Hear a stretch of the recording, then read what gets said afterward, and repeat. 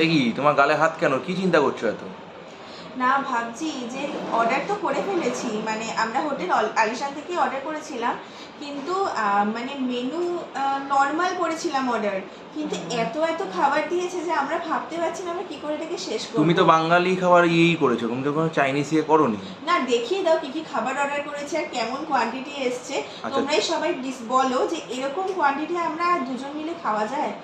চলো আচ্ছা, দেখাবো। চলো দেখিয়ে দিই কি কি তুমি অর্ডার করেছো, বলো। এখানে আছে আলু ভাজি, মানে এটা হচ্ছে ঝুরঝুরে আলু ভাজি যেটাকে বলে। আচ্ছা আচ্ছা, এটা এখানে হচ্ছে কাতলা মাছের কারি আছে, সেখানে 2 পিস দিয়েছে ওরা।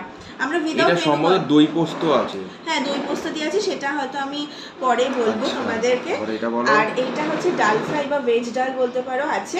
আর এটা থিকনেসটা দেখো, আমার এটাতেই ইমপ্রেসিভ লেগেছে। দারুণ দারুণ। হ্যাঁ, তো আচ্ছা, যাই হোক। then? আর এইটা হচ্ছে চিকেন কষা আছে, চিকেন কষা আরে মাইন্ড ব্লোয়িং, দুর্দান্ত কালার, দুর্দান্ত, প্রচন্ড টেম্পটিং লাগছে। দেখেই তো খিদে পাচ্ছে।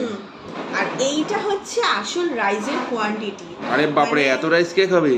সেটাই তো আমি ভাবছি যে এত রাইস কে খাবে, আর কত ভারী, মানে আমরা তাও তো ওরা মানে পিতলের ইয়েতে দেয়। ওরে হ্যাঁ, ওরা বাবারে। পিতলের হাঁড়িতে সবকিছু খুব সুন্দরভাবে সার্ভ করে। আর এটা খুবই ইমপ্রেসিভ কিন্তু।